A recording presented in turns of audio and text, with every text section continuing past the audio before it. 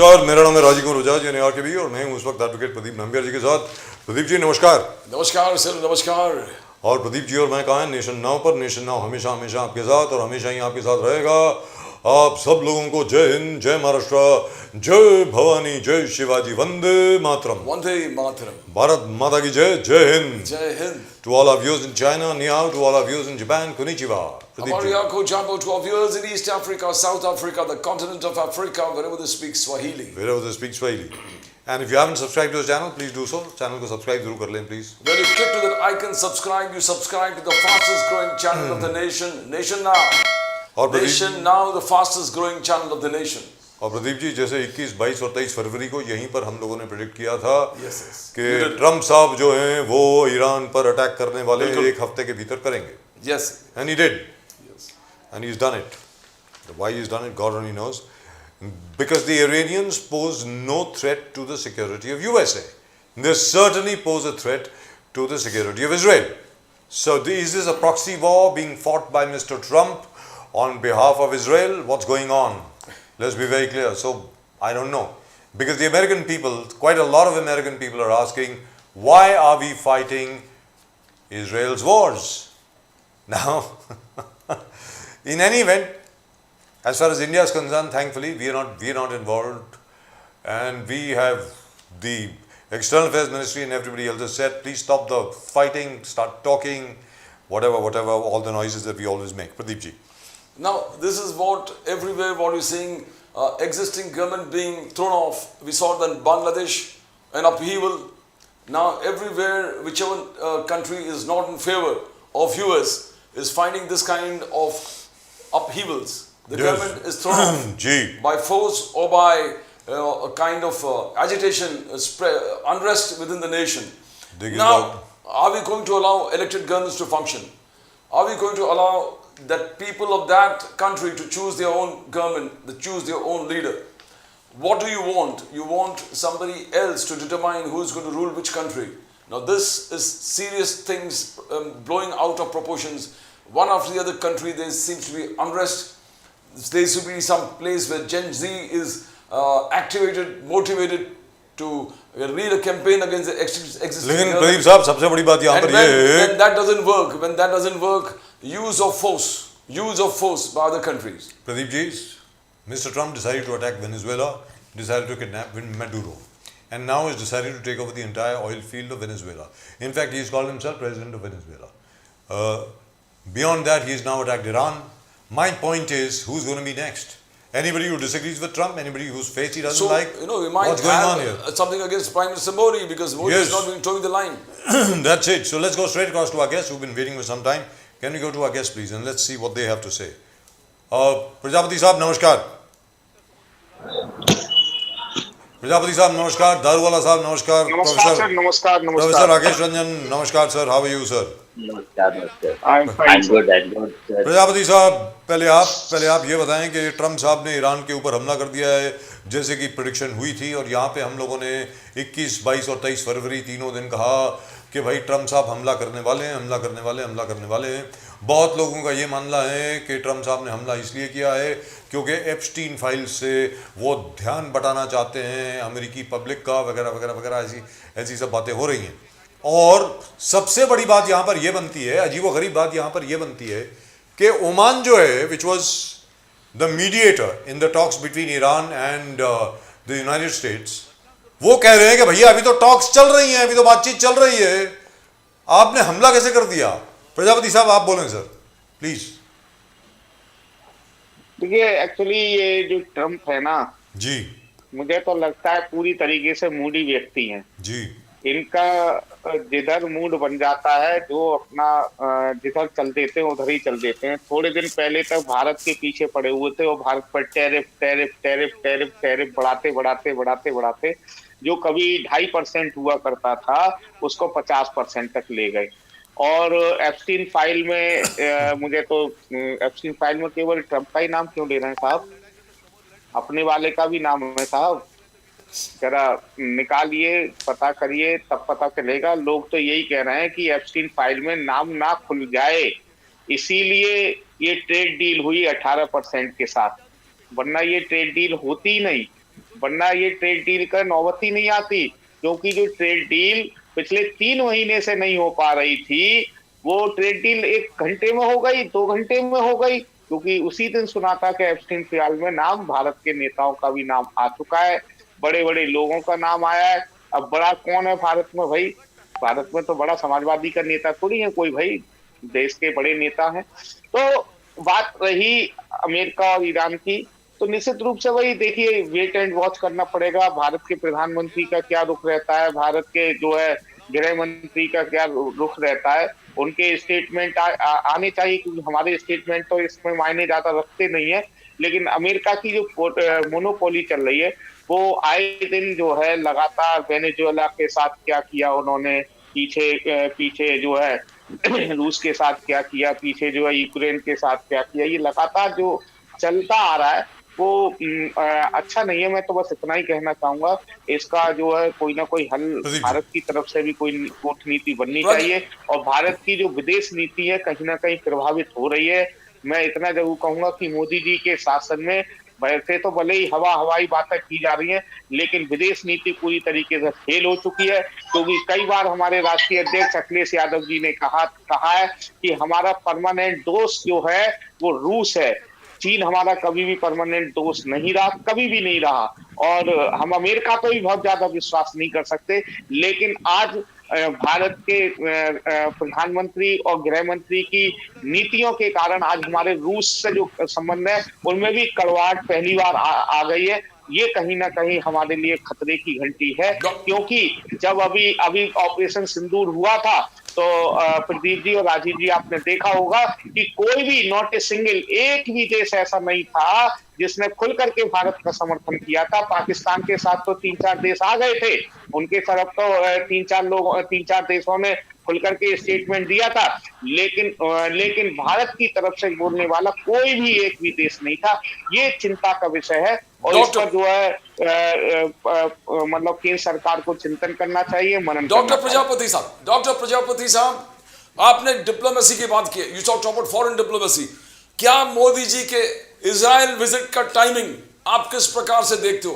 Because Samajwadi party से ही ये आलोचना हुआ कि ऐसे जब एक हॉस्टाइल एनवायरनमेंट है, जब पूरे दुनिया को मालूम है यूएस, ईरान और इजराइल ये कॉन्फ्लिक्ट जोन में है, क्या तभी आलोचना ये हो रहा है कि मोदी साहब का इजराइल विजिट जरूरी था, और इजराइल जाके जो गले मिले उससे पूरे दुनिया को संदेश क्या दिया, दुनिया को क्या संदेश दिया कि हम कहां पर है, India stand with whom.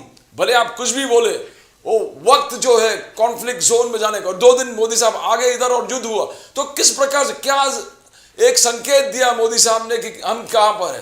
Prajapati साहब, डॉक्टर प्रजापति।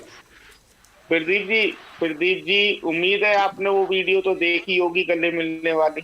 बिल्कुल। उसे गला मिलना नहीं कहते हैं, उसे गला मिलना नहीं कहते हैं, उसे गले पड़ना कहते हैं।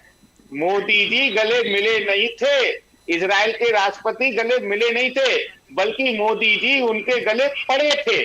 वो देखा था और उसको ट्रोल भी किया गया, और मीडिया ने चलाया। बहुत अच्छी बात यह है कि भारत की मीडिया ने दिखाया इस चीज को कि देखिए किस तरीके से जबरदस्ती उनको गले मिलाने की कोशिश कर रहा। वही हो रहा है ना, जैसे अभी जो हमारी समिट हुई थी, AI समिट, उसमें भी जो है बहुत सारे CEO आए, उन CEO को जो है वो CEO हाथ नहीं उठाना चाहते थे, उन्हें पता ही नहीं था क्या हो रहा है, क्योंकि ये नौटंकी तो भारत में ही होती है ना, हाथ उठाने वाली ये नौटंकी वो नहीं करना चाहते थे, लेकिन प्रधानमंत्री जी जबरदस्ती उन CEO का हाथ उठा रहे थे। ऐसे ही वहां पर गए इजराइल, वो लोग नहीं। आप बताइए उस वीडियो में, कहीं भी आप चला दीजिए दोबारा से, वो वीडियो दिख जाएगा, दर्शकों को भी दिख जाएगा। अगर मैं झूठ बोल रहा हूँ, दूध का दूध और पानी का पानी कर दीजिए, तो उस वीडियो किस तरीके से उसको जबरदस्ती जो है उनको गले से लगाने की कोशिश मोदी जी कर रहे थे। तो दूसरी बात यह, माननीय राष्ट्रीय अध्यक्ष जी अखिलेश यादव जी ने साफ कहा कि 2 इंजन दिल्ली और लखनऊ के इंजन टकरा रहे हैं।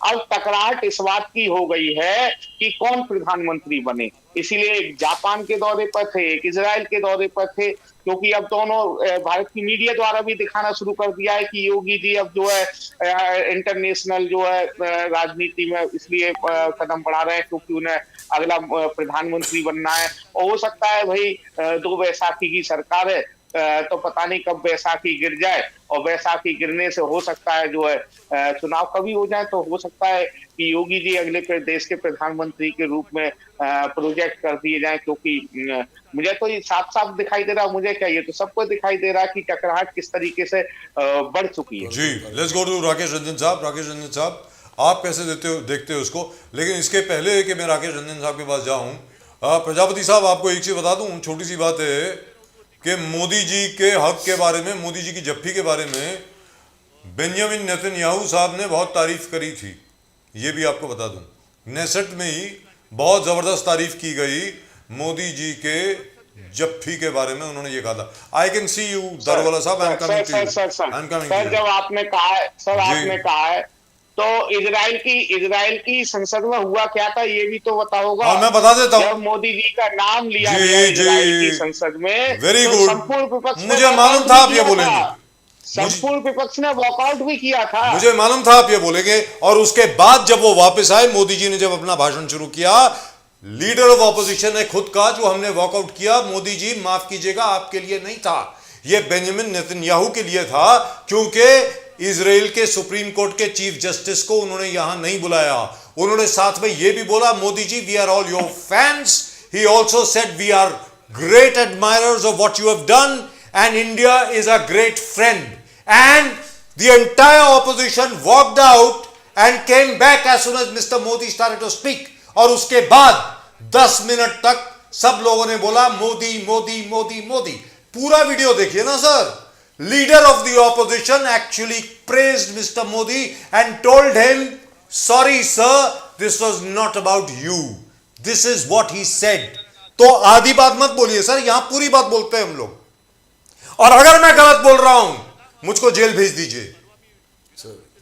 मेरा राकेश रंजन साहब, दारोवाला साहब, I can see you've raised your finger. I'll come to you. Rakesh Ranjan साहब, the attack by America on Iran. I want to know from you, sir. क्या अब अमेरिका तय करेगा कि कौन से देश में कौन सी सरकार रहेगी? I would love to know. मतलब ये क्या है, अगले दिन हिंदुस्तान पे भी हमला हो सकता है ना सर? राकेश रंजन साहब आप बताइए प्लीज।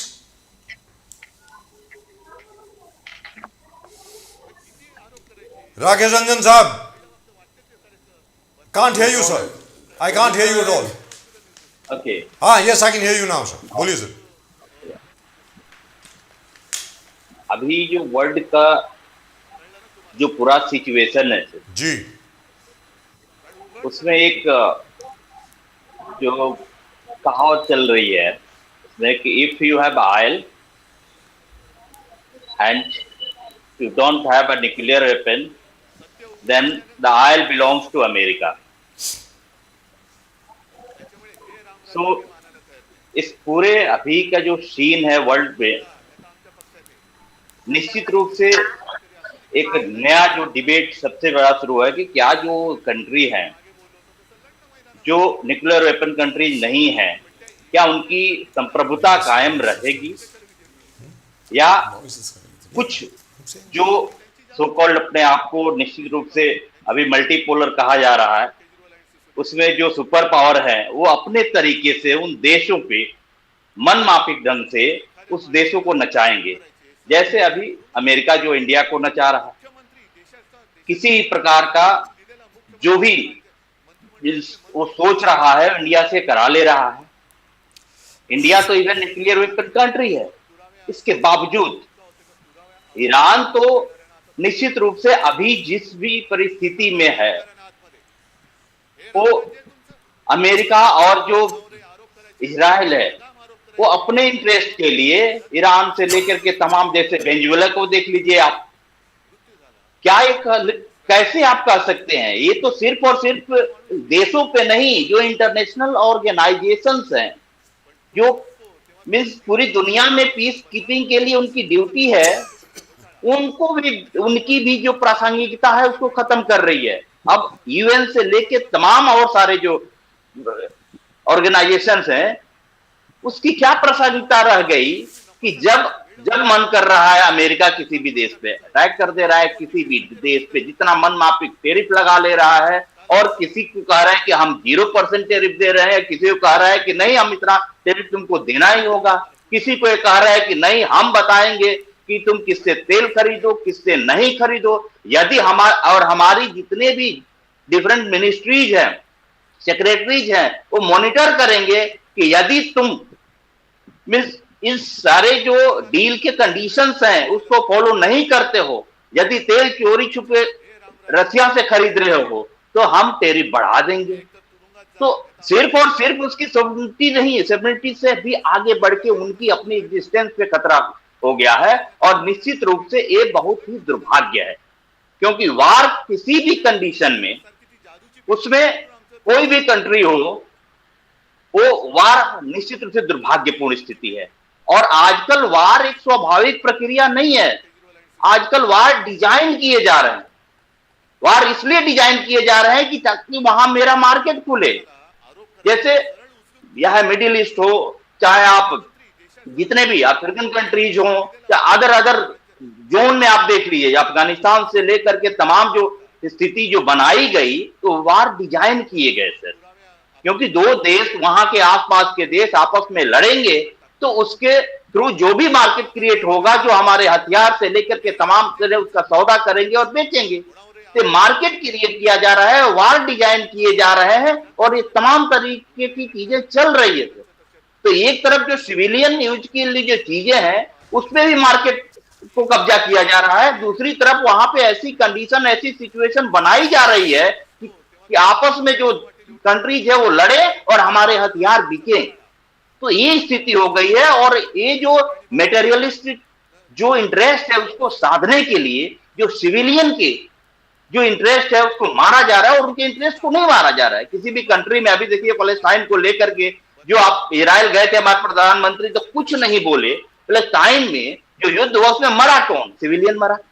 तो सबसे ज्यादा नुकसान जो होगा आम आदमी का होता है इसमें, और आम आदमी की आजकल की जो पॉलिटिक्स है उसमें कोई पूछ नहीं है। डॉक्टर राकेश रंजन जी, चाहे वो किसानों डॉक्टर राकेश रंजन जी, जो आपने इशू उठाया इलेक्टेड गवर्नमेंट्स को ओवरथ्रो करना, इलेक्टेड गवर्नमेंट्स को ओवरथ्रो करना, क्या जिस कंट्री के लोग हैं उनका हक नहीं बनता कि अपने लीडर को चुने? Are you going to enforce change by force, या जेनजी को बढ़ा के ओवर एग्जिस्टिंग गवर्नमेंट को ओवरथ्रो करो, या अगर वहां से सक्सेसफुल नहीं होते तो आप use of force, use of military, use of army, इस तरफ से आप, जैसे आज डिफेंस मिनिस्टर को मार दिया गया ईरान के, ऐसे आप हेड्स ऑफ स्टेट को एलिमिनेट करना चाहते हो, और ऐसे तो ये क्या किस और जा रहा है? डॉक्टर राकेश रंजन जी, निश्चित रूप में आप देखेंगे कि 90s के दशक में एक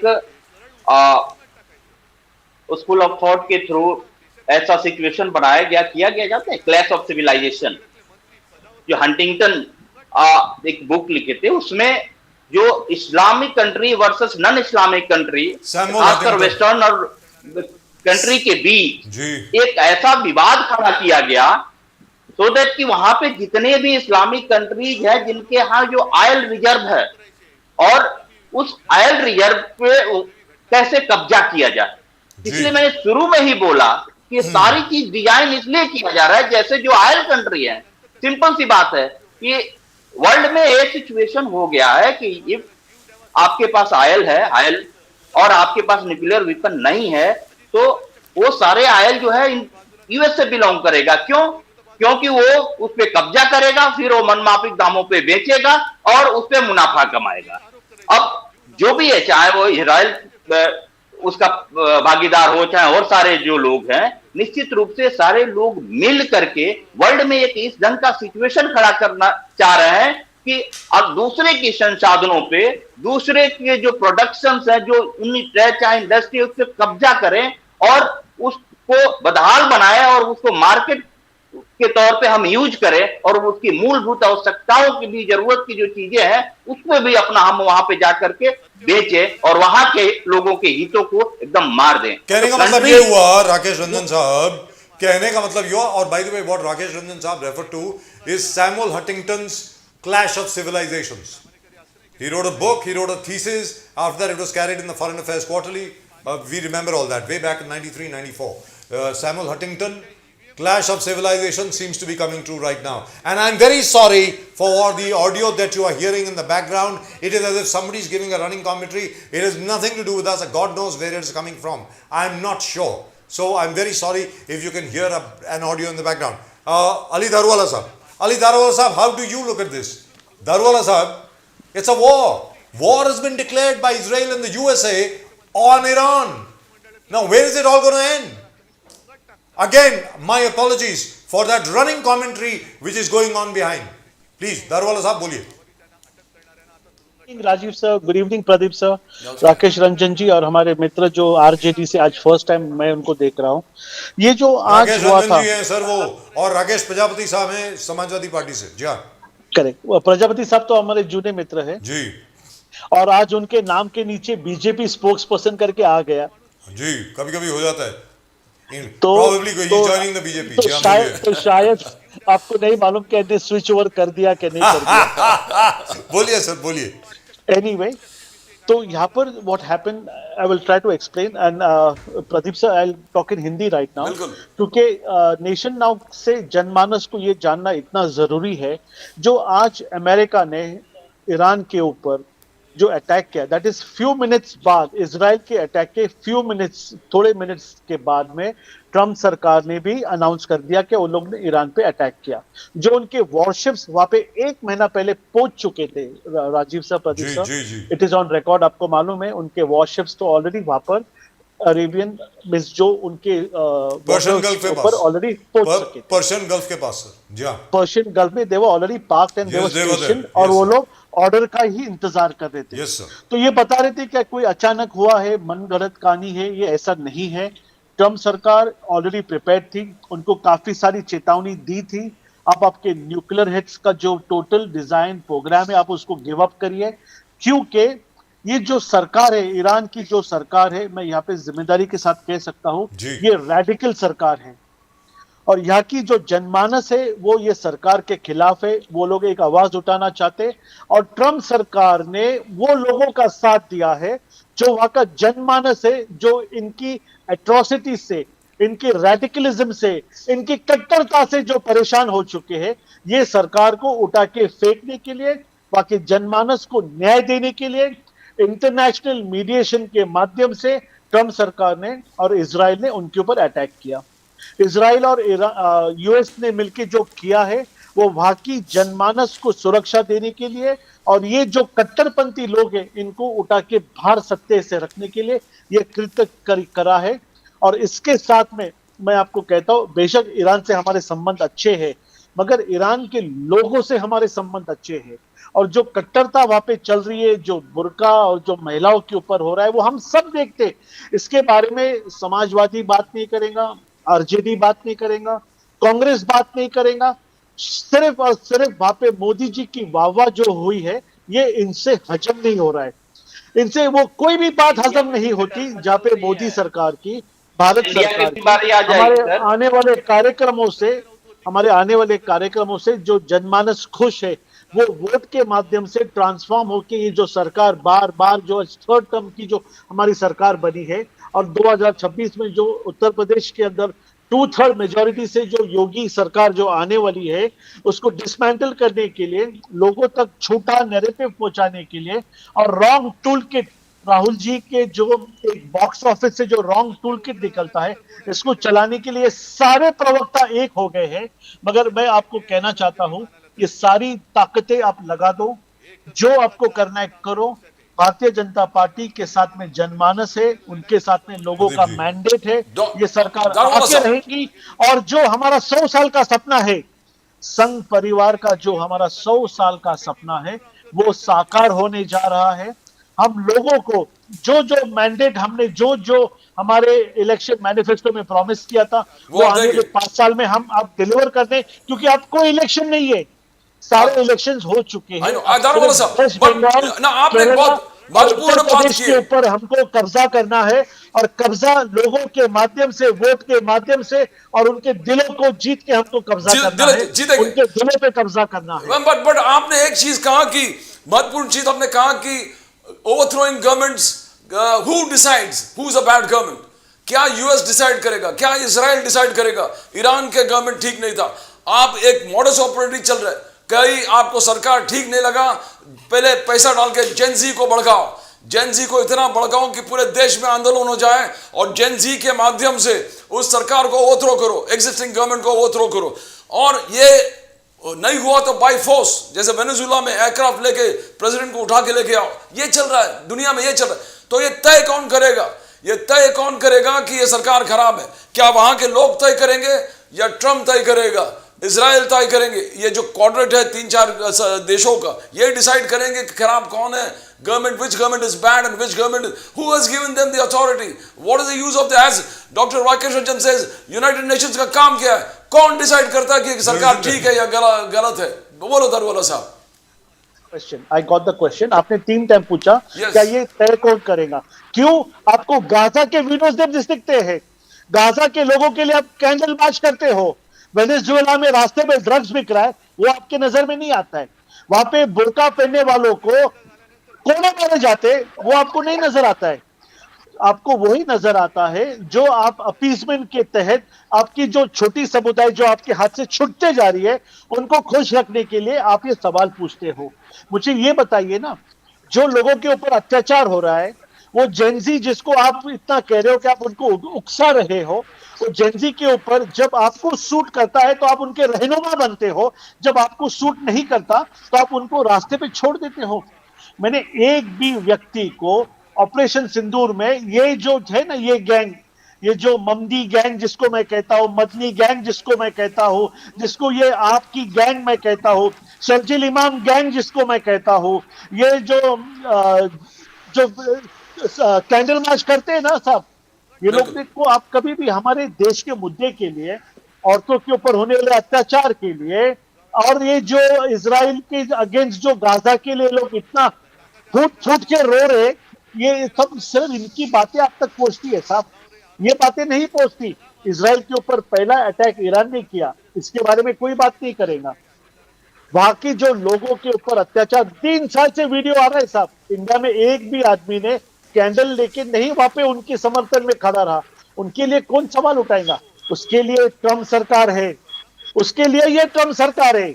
और जो मोदी जी का, बेंजामिन नेतन्याहू का, ट्रम्प सरकार का जो दोस्ती है, बार बार मैंने कहा था, 1 महीने से कहा था, 1 साल से मैं कह रहा हूं, वेट एंड वॉच, आप लोग को दिखेगा।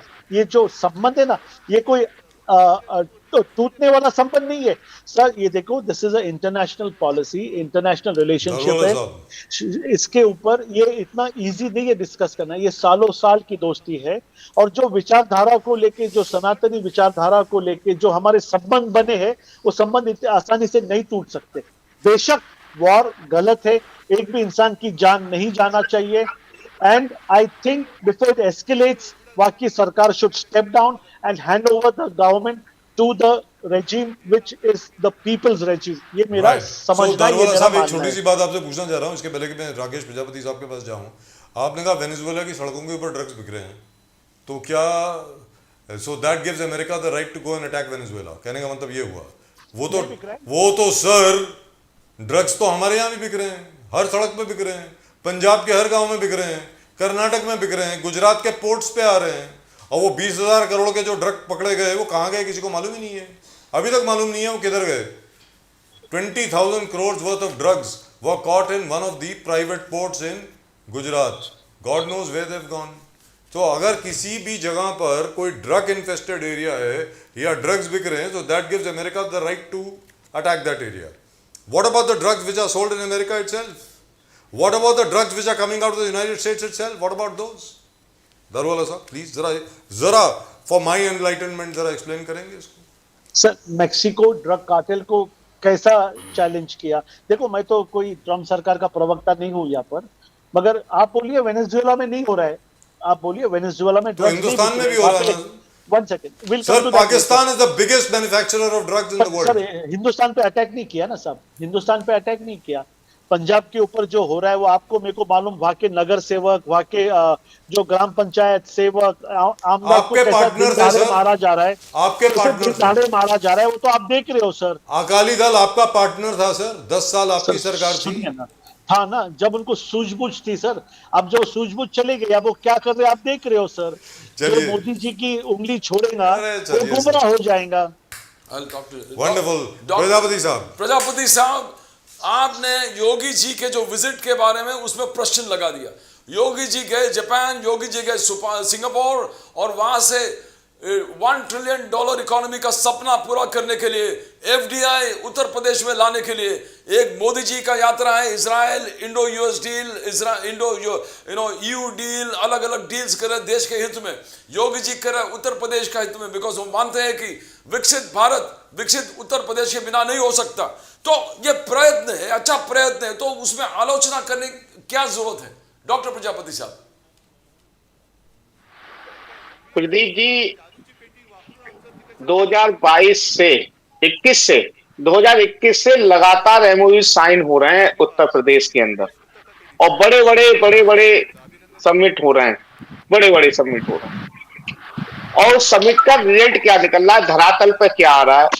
देखिए, पहले ये बताइए एमओयू का होता क्या है कि हमने एमओयू साइन कर लिया, किसी कंपनी ने कह दिया कि हम 4 लाख करोड़ रुपए का इन्वेस्टमेंट आपके यहाँ करेंगे, 4 लाख करोड़ रुपए का इन्वेस्टमेंट करेंगे।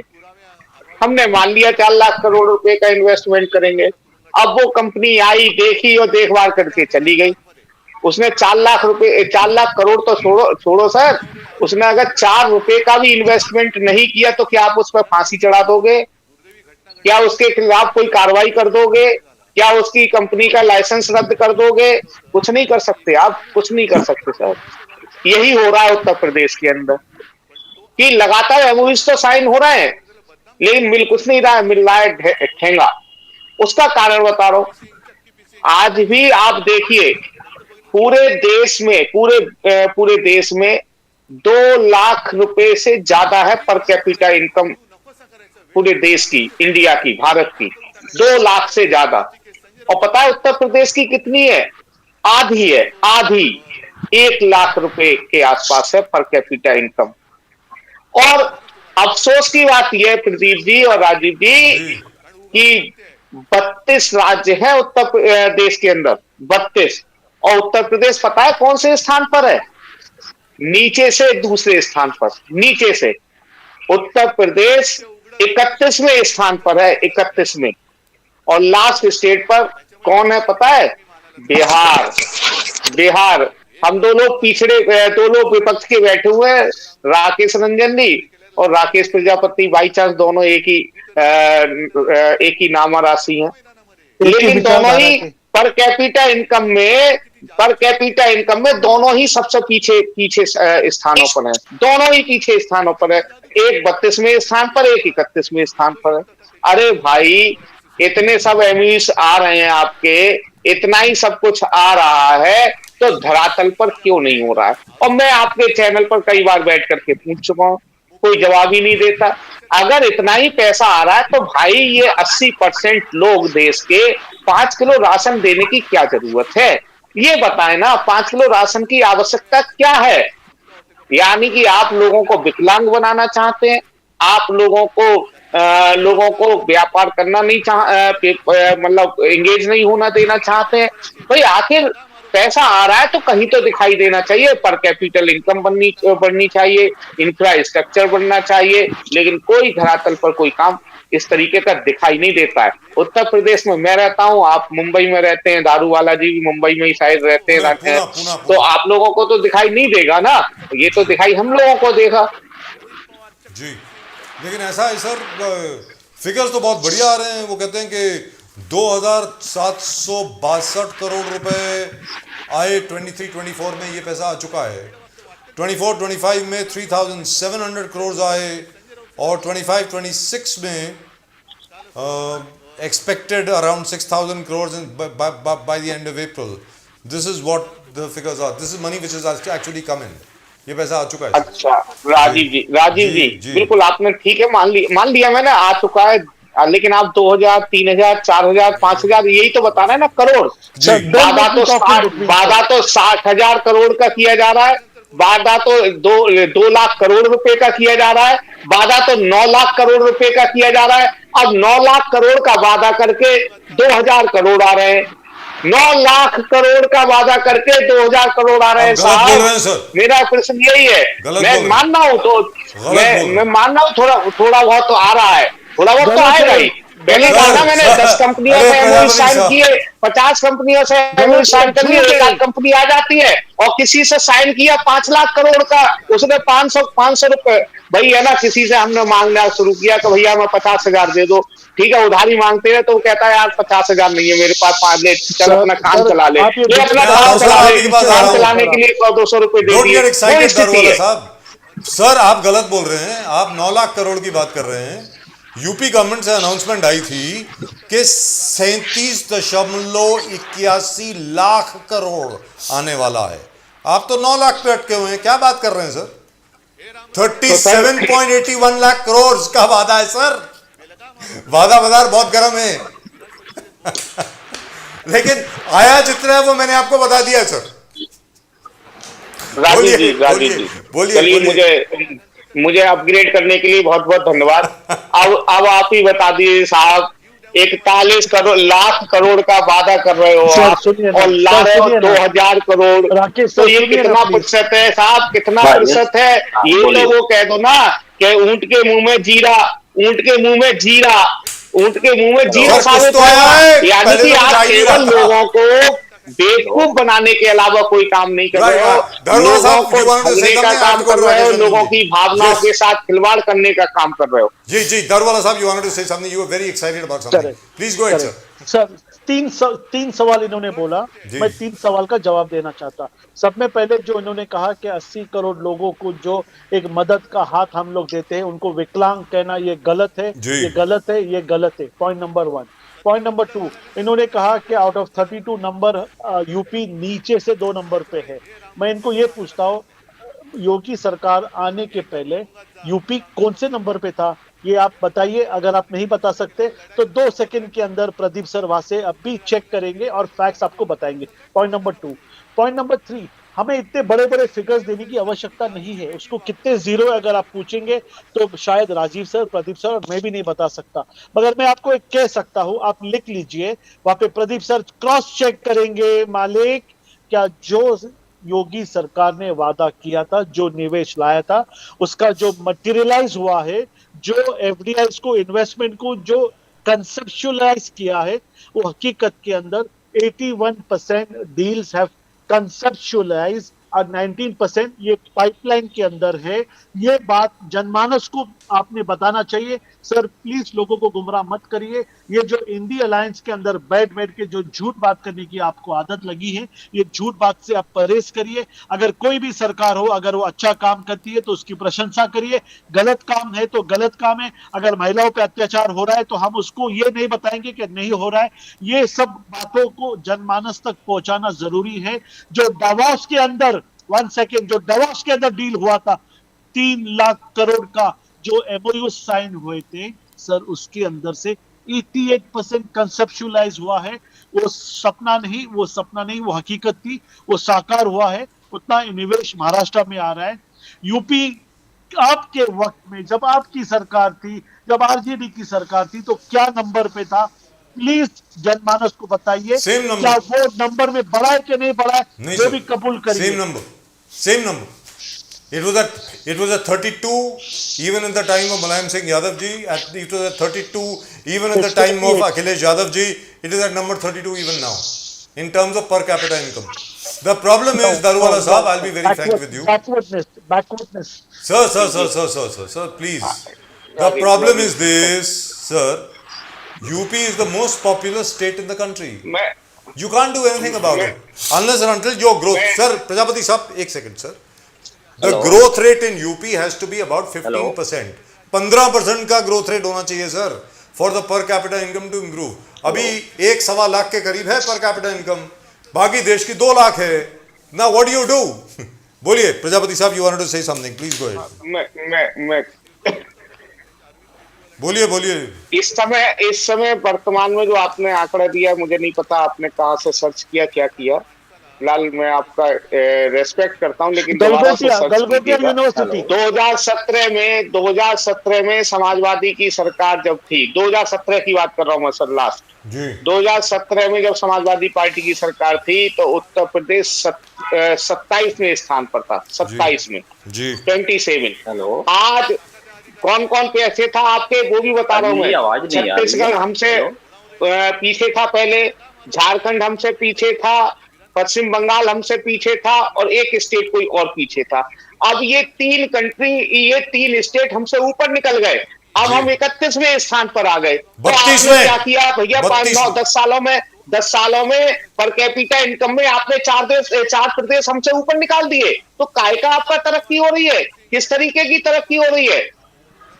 देख लीजिएगा, मुझे सुधार कर लीजिएगा. मैंने भाई स्टेट वाइज बताया आपको, ठीक है ना.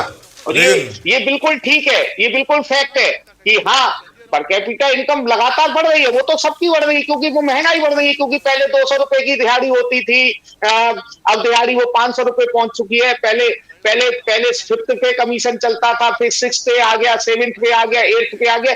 इसलिए पर कैपिटा इनकम बढ़ रही है.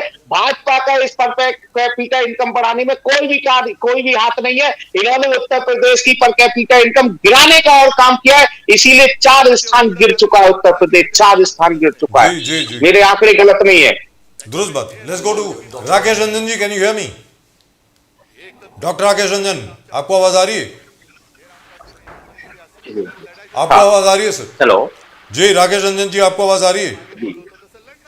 सर, हम लोग बात कर रहे थे, वो पीछे कोई उद्धव ठाकरे जी की स्पीच चल रही है शायद, पता नहीं why am I getting Uddhav Thackeray speech in my year यार. मुझे लग रहा है कोई यूबीटी सेना का कोई शख्स है यहाँ पे नेशन नाउ के पीसीआर में. अब राकेश रंजन साहब, हमने बात करी थी वैसे ईरान के बारे में बात कर रहे थे, विच bye the way is the pressing subject. उसमें हिंदुस्तान का क्या होना चाहिए, क्या नहीं होना चाहिए, उसके बारे में बात करेंगे. लेकिन सर, आप ये बताएं, very quick response from you, why is Bihar always so backward? Why is it always among the BIMARU state? BIMARU state क्यों रहता है सर बिहार? आप जरा बताएंगे सर, व्हाई? जी राजीव जी, आपके सवाल का मैं जवाब दूंगा, लेकिन इसके पहले मुझे लग रहा है बीजेपी के जो प्रवक्ता हैं, जी पहली बार देख रहा हूं, पता नहीं, और इनका भी वही डर रहा है कि कुछ भी बोलते रहते हैं लोग. यूपी में आरजेडी की सरकार नहीं थी सर कभी, है ना जी. तो दूसरी बात है, आरजेडी का भी नाम आपने लिया था, तो थोड़ा सा करेक्ट हो ये नॉलेज आपको. यूपी में जो आरजेडी की सरकार नहीं थी. ब्रेकिंग न्यूज है जी. बोलिए राकेश रंजन जी, बोलिए सर. जी, एक कट्टरता पे बोल रहे थे कुछ कि ईरान में बहुत कट्टरता है और ये सारी चीजें हैं जी. ये कट्टरता इंडिया में भी चल रही है. ये जो कट्टरता का पूरा मॉडल है, शायद वहीं से लेकर के इंडिया में भी चल रही है.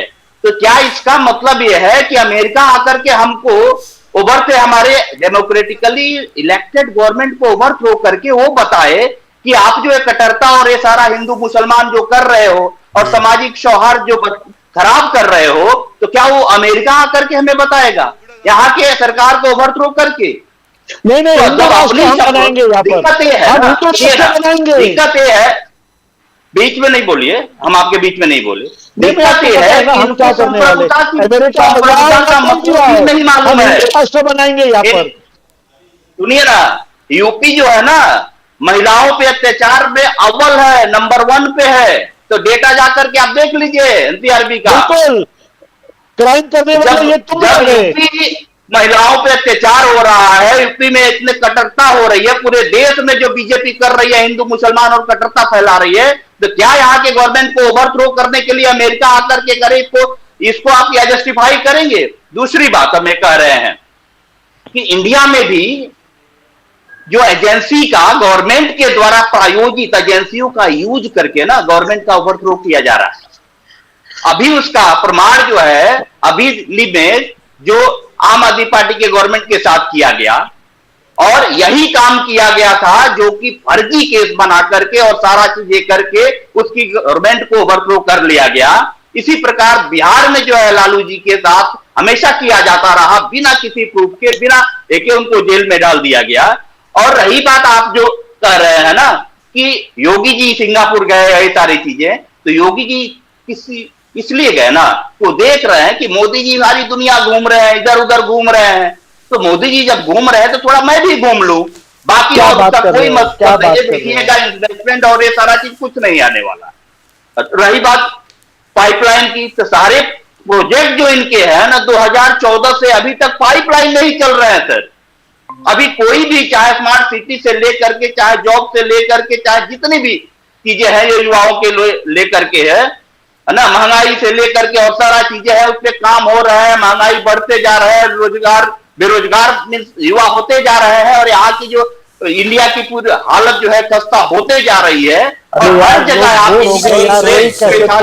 करते जा रहे हैं। और राकेश जी रंजन जी, जी, अब सुनिए एक सर, मिनट, आपके एक मिनट, सवाल पे मैं बिहार सर, स्टेट, सर आप ही की बात कर रहा हूं, सुनिए ना, आप ही की बात कर रहा हूं, हाँ हाँ, आप ही की बात कर रहा हूं। दारूवाला जी के जानकारी के लिए आपसे एक सवाल पूछ रहा हूं, मुझे सुधार कर दें अगर मैं गलत बोल रहा हूं।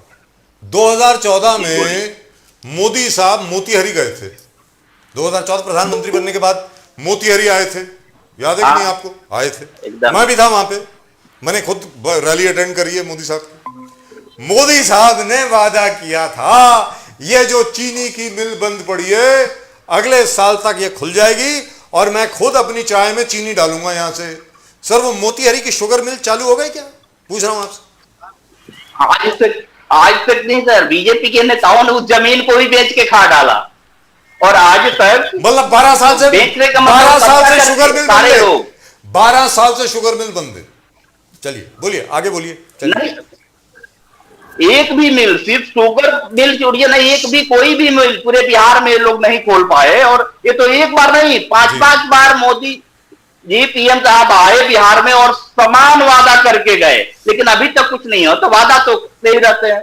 रही बात बीमारू स्टेट की, तो बिहार सिर्फ उसमें बिहार ही नहीं आते हैं, जो पूरे काउ बेल्ट के जो भी इसमें यूपी, बिहार, उड़ीसा सब आते हैं। अब दिक्कत यह है कि 20-25 साल, 21 सालों से बिहार में एनडीए की सरकार है, बीजेपी की सरकार है।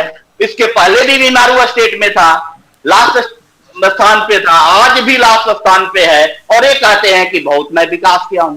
जब चुनाव आते हैं तो एक भी विकास की बातें नहीं कर पाते हैं। दिक्कत यह है कि यहाँ के एजुकेशन सिस्टम को इन्होंने तबाह कर दिया, बर्बाद कर दिया। यहाँ की जो पलायन का जो समस्या है, 20 सालों में इन्होंने ना कोई इंडस्ट्री लगाई, न ही कोई किसी प्रकार के रोजगार उन्मुखी योजनाएं चलाए कि जिससे लोगों को रोजगार मिले और यहाँ रहे, तो पलायन के मार झेल रहे हैं। इसके अलावा एजुकेशन के लिए भी पलायन हो रहा है। इसके अलावा जो आप मेडिसिन है, हेल्थ है, इसके लिए भी पलायन करना पड़ रहा है। तो बिहार में 20 से 21 सालों से इन्होंने बीमारू स्टेट को और बीमार बना दिया है और बदतर स्थिति में लाके खड़ा कर दिया है। लेकिन बातें जब करने के कहिएगा, जब बातें करने के लिए कहिएगा तो बड़ी बड़ी बातें करते हैं। तो सिर्फ और सिर्फ इनका जो है ना दावा सिर्फ और सिर्फ हवा हवाई है। और ये 2014 से सिर्फ और घोषणा और सिर्फ प्रोजेक्ट हो रहे हैं, और सब अभी पाइपलाइन में ही है। डॉक्टर राकेश रंजन जी, आप हमेशा केजरीवाल जी के उदाहरण आप दिए।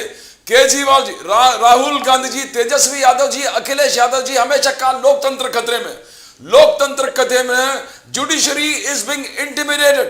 ये राहुल गांधी जी का कहना है कि जुडिशरी पर प्रेशर आ रहा है, इंटिमिडेट हो रहा है। मगर पिछले 2-3 आप देखिए रोज एवेन्यू कोर्ट का, पहले राहुल गांधी जी के केस को ईडी जो लिए थे उसको फेंक दिया रोज एवेन्यू कोर्ट ने।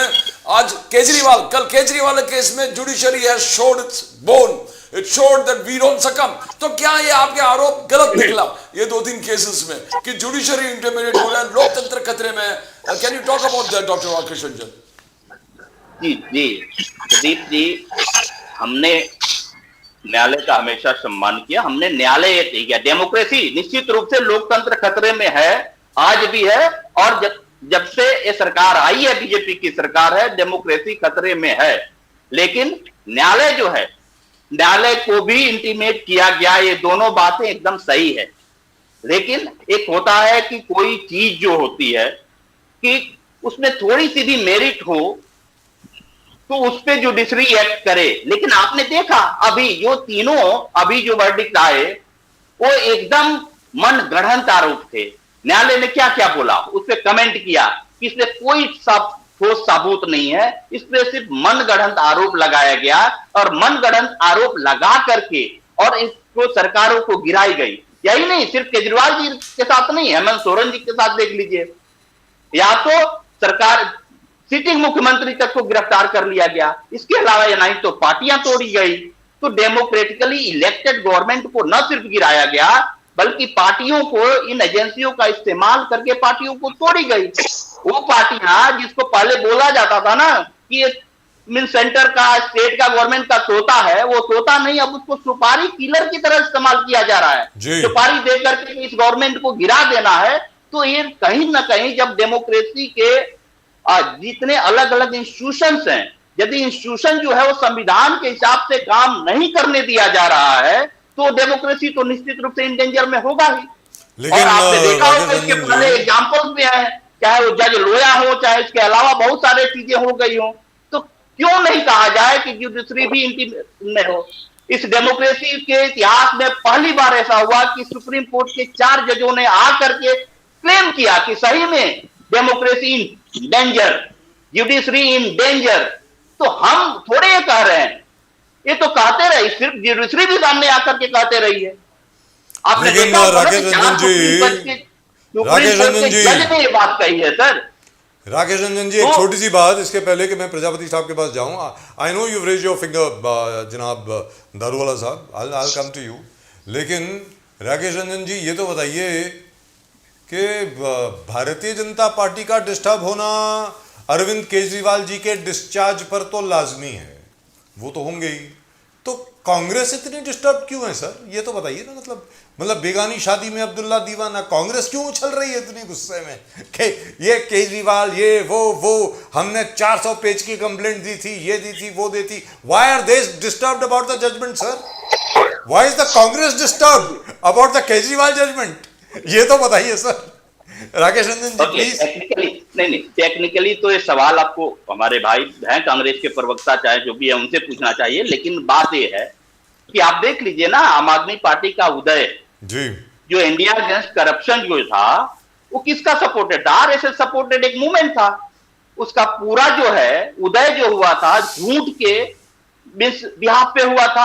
आप देख लीजिए, चाहे वो 2G स्पेक्ट्रम की बातें लोग बोले थे, चाहे कोलगेट घोटाला की बात बोले थे, सारा का सारा झूठ निकला और झूठ के आधार पे लोग प्रोपेगेंडा बनाए। इवन आप देखिए कैग के जो उस समय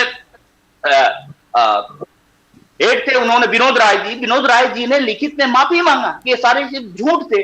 झूठ और प्रोपेगेंडा के आधार पे ये लोग निकले हुए थे और उस समय आरएसएस के सपोर्ट से ये बने। और अब जो हुआ जो चीजें, तो निश्चित रूप से आज भी ये कहा जा सकता है कि उन्हीं का एक गठजोड़ है उसका कोई सर, ये बात मैं नहीं बोल रहा हूं। मैं ये बोल रहा हूं कि कांग्रेस जो है जो कह रही है, कम से कम मैं ये बोल रहा हूं कि आज अरविंद केजरीवाल जी को कम से कम ये समझ में आया होगा कि कैसे एक सरकार जो है और बीजेपी टाइप की सरकार जो है झूठे आरोप लगा करके और सरकारों को गिरा सकती है। और कैसे, क्योंकि सेम कंडीशन हमारे राष्ट्रीय नेता आदरणीय श्री लालू यादव जी के साथ होता रहा है। हाँ, लेकिन इसमें हमारे जो आदरणीय नेता है, चाहे और भी नेता है, जितने भी लोग हैं, किसी ने रोया धोया नहीं। उन्होंने लड़ने की कहानी और हमेशा Rakesh Ranjan ji, I want to ask Daruwala sahab, कल केजरीवाल कांग्रेस ने कहा कि बीजेपी इच्छाधारी सांप जैसे काम कर रहा है, जिसको पीछे पड़ना उसको छोड़ देते हैं। आपने केजरीवाल जी के केस इसलिए वीक कर दिया बिकॉज पंजाब और गुजरात में इलेक्शन है। आप चिदम्बरम को एफआईआर ईडी को लगा दिया चिदम्बरम साहब के पीछे बिकॉज तमिलनाडु में इलेक्शन है। ममता बनर्जी के पीछे आप पड़े हैं बिकॉज वहां वेस्ट बंगाल में इलेक्शन है। तो you are acting in that particular manner Daruwala sahab कि ओपोनेंट्स जो कह रहे हैं कि ऑपोजिशन लीडर्स को टारगेट करके उनको अंदर डालो, प्रेशराइज करो and to win elections. Daruwala sahab. Pradeep sir, मुझे तो लगता है फिल्म डायरेक्टर बनना चाहिए साहब। इतना अच्छा स्क्रिप्ट लिखते हो आप, जैसा कि जो स्टेट में इलेक्शन है उसको अंदर डालो, जहाँ इलेक्शन खत्म हो गया उसको सर वो छोड़ पवन दो। खेरा साहब ने इतना बोला। ब्यूटीफुल, इतना It beautiful. is a Congress statement. Congress की स्टेटमेंट है sir, Pawan Khera has told Congress us. की स्टेटमेंट। पवन खेरा जी का स्टेटमेंट है। लिसन ना, the way Pradeep sir presents it ना सर, कोई भी मैं बोल रहा हूँ आपको बिलीव करेगा साहब। इसके अंदर वो ईडी है, वो हाई कोर्ट है, सुप्रीम कोर्ट है, उसको नहीं मिला छोड़ दिया, उसमें बीजेपी का क्या रोल है साहब, मुझे ये समझ में नहीं आता है। इतना सुप्रीम कोर्ट है, सुप्रीम में Sir, it is हमेशा a कहता हूँ national जुडिशरी के spokesperson अंदर- of the Congress, Sir, Pavan Khera Saab, who has one said second. this. हाँ, No, बोलिए no, sir. I'm just on a lighter note, don't get serious. I'm not serious. No, How on a can- lighter how can note, I get I'm serious saying with you? Pradeep sir should Impossible. even explore becoming a film director. जी. Doing debates for so many years, he has become a master in designing all this. मगर But I Chidambaram can जी पे assure आप you, तो ED answering को your लगा दिया question- पीछे। answering your question, Yes, yes. Answering a question, देखिए यहाँ पर चिदम्बरम जी को टारगेट करना नहीं करना सर, ये विम्स एंड फैंसीज के ऊपर नहीं चलता। ये पीआईएल सबमिट होते, स्पेशल लीव एप्लीकेशन सबमिट होते, रिजेक्ट करना नहीं रिजेक्ट करना एक्सेप्ट करना, ये सुप्रीम कोर्ट के उनके दायरे के अंदर की बात है साहब। ये अगर उनको लगता है इसके अंदर कोई कंटेंट नहीं तो वो लोग रिजेक्ट कर सकते हैं। अगर ये कहते हैं कि अरविंद केजरीवाल जी के साथ में अन्याय हुआ है, well now it is proven अन्याय हुआ है, पर लोकमानस ने, जनमानस ने वो बटन क्यों दबाया साहब, ये क्वेश्चन है ना। तो ये जो क्वेश्चन है ये लोग के वो सामने जाकर अरविंद जी बता सकते हैं कि मेरे साथ अन्याय हुआ, अत्याचार हुआ, तो जब नेक्स्ट इलेक्शन के अंदर उनको न्याय मिलेगा। मगर ये कहना क्या इलेक्शन जब चेहरे के ऊपर आता है तो ये सारे काम किए जाते हैं, ये कहना गलत है। उनको कोई भी जो रिलीफ मिला है उसका सर आंखों पे, हम सुप्रीम कोर्ट सर्वपरीय है, उसके ऊपर कोई भी आक्षेप, उंगली उठाने का तो सवाल ही पैदा नहीं होता। और जो रहा पी चिदम्बरम जी का, ये कितने साल से चला है। कार्ति चिदम्बरम अंदर गए बाहर आए, बाहर गए अंदर आए, सर ये तो आप देख रहे हो सर, ये जो 2G स्कैम वगैरह, सर मीडिया ट्रायल होता है, आप वो बड़े बड़े चैनल्स को पूछिए ना साहब, जो उनको अंदर जाने के पहले ऑलरेडी वहां पे 2-2, 3-3 साल तक स्ट्रिप चलाए, उसके अंदर तो भारतीय जनता पार्टी, हम तो जब सरकार में भी नहीं थे, तो ये चुप नाम रखने के लिए ये लोग नाम रखते, इनकी नाकामयाबियां छुपाने के लिए ये लोग ये सारे काम करते। जो करेगा भरेगा, नहीं करा है तो शंकराचार्य का रिपोर्ट 20 साल पुराना, डॉक्टर प्रजापति जी आप बोलेंगे, आपको शंकराचार्य के ऊपर 20 इयर्स पुराना केस डालकर शंकराचार्य को प्रेशराइज किया, क्या यह गलत नहीं है डॉक्टर दारूवाला साहब?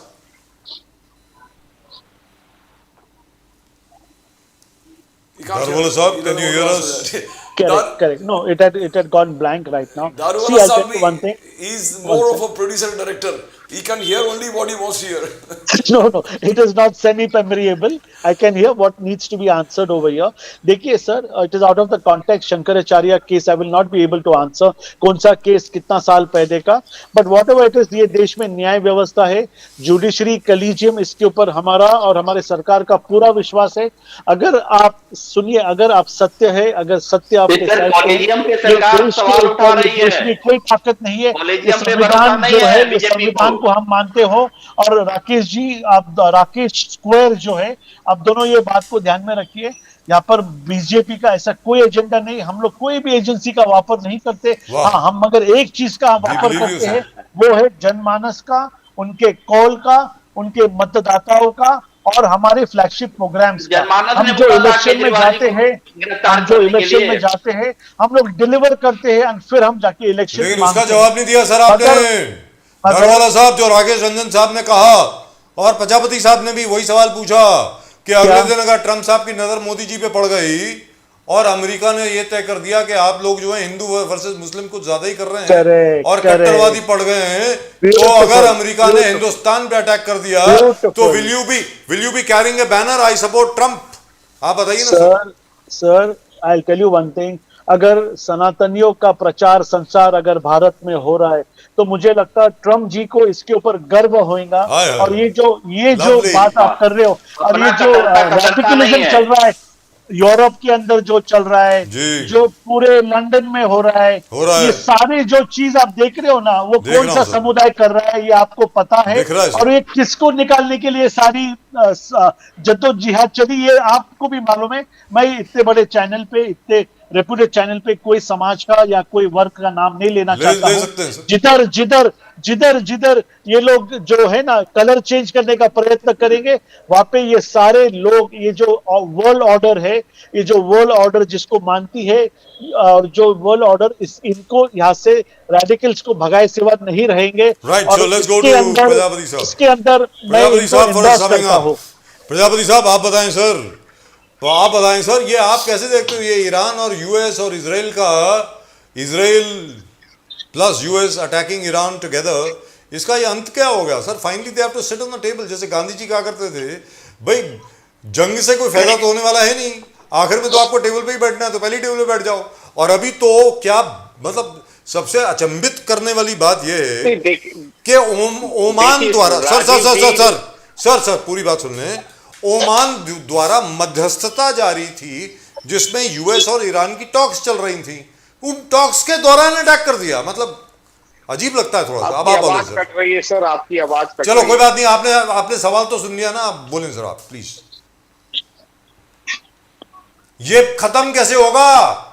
यूएसए वर्सेस ईरान, ये खत्म कैसे होगा सर, ये तो आपकी बताएं। आवाज कट रही है। Can we do something please? Pradeep ji आप जरा पूछ लें सवाल।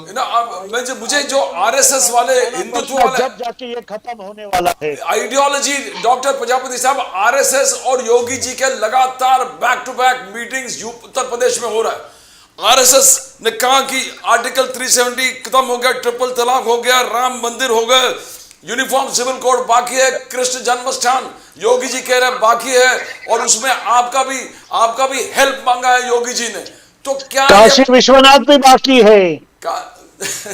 अब प्रजापति साहब, doctor Prajapati, RSS and Yogi challenge, doctor साहब। प्रदीप जी, लश्कर भी तुम्हारा है, सरदार भी तुम्हारा है, तुम झूठ को सच लिख दो, अखबार भी तुम्हारा है। इस दौर में फरियादी जाए तो जाए कहां, कानून भी तुम्हारा है, दरबार भी तुम्हारा है। ये बात मैं इसलिए कह रहा हूं कि अभी अवमुक्तेश्वरानंद की बात चल रही थी जी। बताओ 20 साल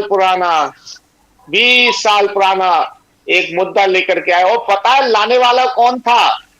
लाने वाला था जिस पर 21 मुकदमे चल रहे थे, 21 मुकदमे चल रहे थे, और ऐसे ऐसे मुकदमे थे, संगीन अपराध थे। इसी प्रकार से जो आप बात कह रहे हैं कि योगी जी और आरएसएस, ये लोग देश को बर्बाद करना चाहते हैं, ये लोग देश को तबाह करना चाहते हैं। मैंने कई बार आपके चैनल पर बैठ करके कहा है कि ये आरएसएस के लोग और ये भाजपा के लोग कभी कॉलेजियम सिस्टम पर नहीं बोलेंगे। ये आरएसएस के लोग और भाजपा के लोग कभी लेटरल एंट्री पर नहीं बोलेंगे, ये कभी ईडब्ल्यूएस पर नहीं बोलेंगे, ये कभी यूजीसी पर नहीं बोलेंगे।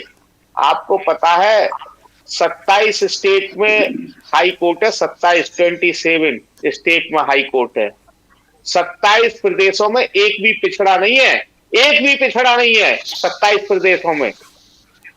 ठीक है ना? ये स्थिति है। 45 सेंट्रल यूनिवर्सिटी है, 45 सेंट्रल यूनिवर्सिटी इस देश के अंदर, 45 सेंट्रल यूनिवर्सिटी, 45 सेंट्रल यूनिवर्सिटी में मात्र 2 पिछड़े हैं, मात्र 2 पिछड़े वाइस चांसलर, मात्र 2 पिछड़े वाइस चांसलर हैं। सुप्रीम कोर्ट में कितने सीजीआई बने पिछड़े, बताएंगे क्या? सचिवालय में, प्रधानमंत्री सचिवालय में कितने पिछड़े हैं, बताएंगे क्या?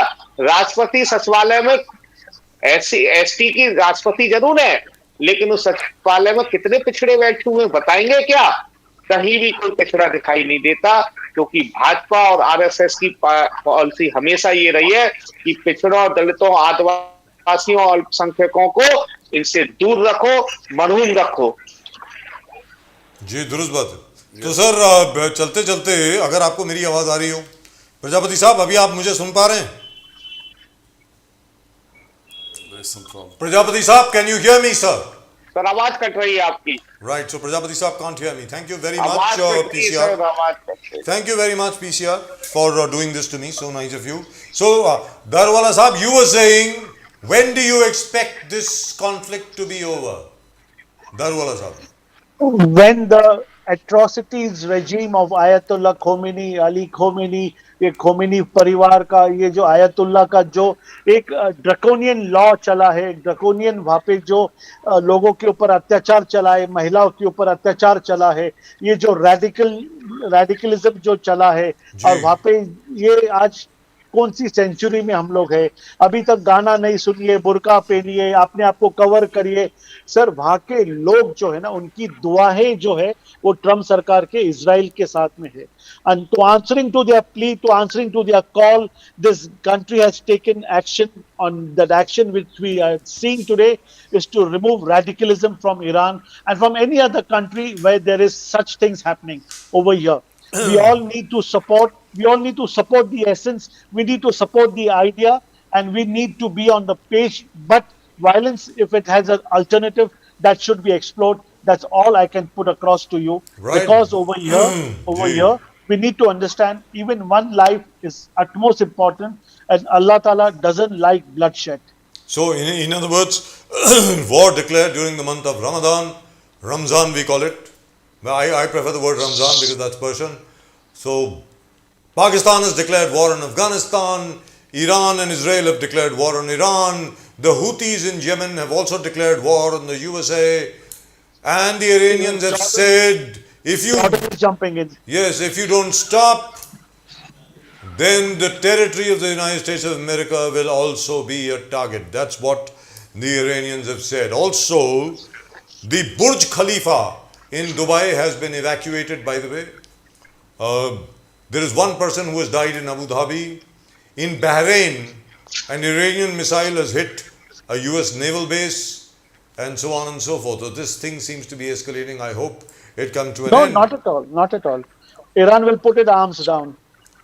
Well, I hope so. I don't know. I'm not sure. I'm not at all sure. If they put their arms down, they're dead. Let's be very clear. They'll be lynched. Dr. Won't Rakesh, happen. this is the last word. Rakesh Ranjan साहब बोलिए, please. The last word. जी पूरे आप debate में देखिए, आप BJP को ना sovereignty की समझ है, ना नेशनल इंटरेस्ट की समझ है, ना इंटरनेशनल रिलेशन की समझ है, ना इंटरनेशनल ऑर्गेनाइजेशंस की समझ। अब आप बताइए, यहाँ सवाल है कि who will decide if you are a sovereign country, then the other country has no right to interrupt in your business. आपके इंटरनल मामले में हमारे कंट्री इंटरप्ट नहीं कर सकता है। जब ईरान को क्या हो गया था? दूसरी बात, ईरान ने क्यों दूसरी बात भारत को? आपके सुनिए ना, इंटरनेशनल रिलेशन जो होते हैं वो व्यक्तिगत मित्रता से, व्यक्तिगत रिलेशन से नहीं चलते हैं।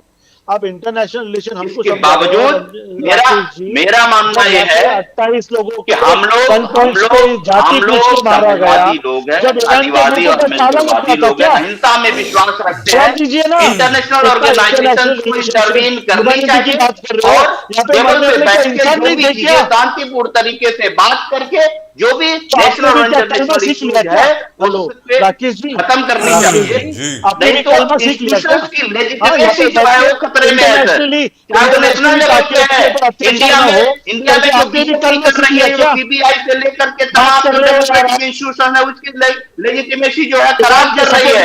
जनता जो है बका रही है कि जो है ईडी और सीबीआई और तमाम तरह के जो इंस्टीट्यूशंस हैं वो सिर्फ और सिर्फ एक दिखावे की संस्था है और सरकार उसका यूज कर रही है। सरकार लेजिटिमेसी जो है कुछ कह नहीं रहे हो, जो पूरे इंटरनेशनल लेवल पे लेजिटिमेसी जो है, लेजिटिमेसी जो है रेट पे है वो बहुत डेंजर है सर। डेमोक्रेसी भी थ्रेट में है, सबनेसी भी थ्रेट में है, इंटरनेशनल ऑर्गेनाइजेशन की भी लेजिटिमेसी थ्रेट में है। इसलिए यूएन जैसी इंस्टीट्यूशंस को भी आगे आनी चाहिए और इसमें इंटरवेन करनी चाहिए और शांतिपूर्ण तरीके से आई डोंट थिंक सर बातें होनी चाहिए और इस प्रकार की जो भी इंटरनेशनल लेवल पे जो वार सिचुएशन है उस पे बातें होनी चाहिए और शांतिपूर्ण तरीके से इसका समाधान होनी चाहिए। लेकिन सर दारुवाला साहब, whatever you have said up till now, is that the BJP's official view or is that your view? No, I'm asking him a question. I'm asking you a question. Is that your view about Trump Saab doing the right thing, wanting a regime change in Iran, or is that the BJP's official view? Because I don't think that's the BJP's official view. No, it's my view. Right. Radicalism should be stopped. Yes, right, gentlemen. Thank you very much. So that was Daruwala Saab's own personal view. It was not the BJP's view. Let's be very, very clear on that, because the BJP has not said any such thing. What the BJP official spokesperson at the national level have said very clearly: a negotiated settlement is always the best. War should not be there. That's what they've said. But in any event, gentlemen, thank you very much. It's been a great pleasure talking to the both of you. Namaskar, sir. Namaskar, Jai Hind. namaskar, namaskar. Jai Hind. Jai. But the fact is, Pradeep ji, as far as the war is concerned, देखिए साहब, Trump साहब कौन होते हैं ये तय करने वाले कि साहब ये ईरान में ये होगा, वहाँ पर ये होगा, वेनेजुएला में ये होगा, अब वो बोल रहे हैं क्यूबा में कुछ और होगा, अब वो तो ये भी बोल रहे थे कि मैं कनाडा को अटैक करने वाला हूँ, it will be our 51st state, ऐसा करके बोल रहे थे, और ये भी बोल रहे थे कि I am going to take over Greenland, I am going to grab it from Denmark. मतलब ये क्या है सर? अगले दिन, as you said, who's going to decide? That's right, Trump is going to decide what the world order should be. Sir अगले दिन क्या वो ये तय करेंगे कि क्योंकि जैसे दारूवाला साहब ने कहा हिंदुस्तान में बहुत ज़्यादा ड्रग दिख रहे हैं इसलिए हिंदुस्तान को टेक ओवर कर लो. मतलब क्या है? There was a fear that when Modi was not responding to Trump's comments, Trump's invitations, there was always a fear among people that the CIA, the various agencies of US might get together, because that's what's happening across the world. If you either you follow me or then fall by the wayside. Sir दांतों तले लोहे के चने चबा देंगे हम लोग अगर अमेरिकियों ने ये तय कर लिया कि हिंदुस्तान पर हमला No, करें. we have to be prepared. I mean, what I'm saying, world over, we are not a banana republic. We are No not. problem. And we we are not have a Iran. strong military and protection, but then we can't take things lightly. We can't. But my only thing is, where is the UN? Where is the United Nations? Where is the Security Council? Anyway, they control the Security Council. They won't even allow a discussion over here because they will use their veto. And well, thank God for the veto, because the Russians have used the veto in our favor so many times before. But all I'm saying is, at the end of the day, the Iranians have a right to self-determination. That's it. Now, who will decide what do the majority of Iranians want? Who will decide that? Do they want the Shah back? Do they want a democracy? Are they happy with the Ayatollah regime? Now, name one country where 100% of the people are happy with the government. Sir, more than 50% of Americans are very unhappy with Mr. Trump. In fact, according to a latest survey, Trump has the support of only 22% Americans. इसका मतलब क्या हुआ? That the Russians, the Chinese and the Indians and everybody else should get together and overthrow Mr. Trump. Have a regime change in the United States of America. I mean, what is this? This is not done. ये जो कर रहे हैं वो मतलब मेरी समझ के बाहर है सब. This can happen to any other country. It can even happen to us. And this is not right. Absolutely not right. What is happening? You just can't get up one fine day and decide that because Iran wants to destroy Israel, you will join hands with Israel and start to bomb Iran. Why? I find it very strange. Similarly, the manner in which Mr. Trump has been supporting Pakistan, a terrorist state, where they breed terrorists, that is their business. Just because you have your cryptocurrency business with the Pakistanis and with the Pakistani regime, you, Mr. Trump, are helping a terrorist state like Pakistan. He called that Field Marshal Munir a great man. He called Shahbaz Sharif whatever he called him. I mean, come on. Today also he said the right of Pakistan to retaliate is absolute. Yes, the Pakistanis have a right to defend themselves against Afghanistan. Oh, Afghanistan God. doesn't have an air force also. Yeah, right. The right to defense against them. Yeah, you bet. It is the Pakistanis who built up the Taliban in the first place. Well, if they are fighting with the Taliban and President Trump is repaying the $5 billion that he earned from Pakistan, well, I suppose you are earning something from somewhere, so you have to speak in their favor. That's all that I'm saying. But what is happening right now is terrible. This is not on. You can't do it. Well, what do you think? मैं आप लोगों से पूछता हूँ, आप अपने comment ज़रा दें इस पर. आपको क्या लगता है कि अमेरिका ठीक कर रहा है क्या ईरान के ऊपर हमला करके? Please do send me your comments और चैनल को सब्सक्राइब जरूर करें भाई. लाइक करें, शेयर करें, सब्सक्राइब करें. Pradeep ji. When you click to the like and subscribe, you subscribe to the fastest growing channel of the nation, Nation Now. Nation Now. Nation Now, the growing, fastest growing channel of the nation. fastest growing channel of the nation. That's it. That's all we got for you in tonight's show from both Pradeepji and myself and the entire team at Nation Now, including those people who decided to run Uddhav Thackeray's speech while we were speaking. Thank you very much for joining us. आप सब लोगों को नमस्कार. जय हिंद, जय महाराष्ट्र, जय भवानी, जय Shivaji, Vande Mataram. Vande Mataram. Bharat माता की जय. जय हिंद. Jai Hind.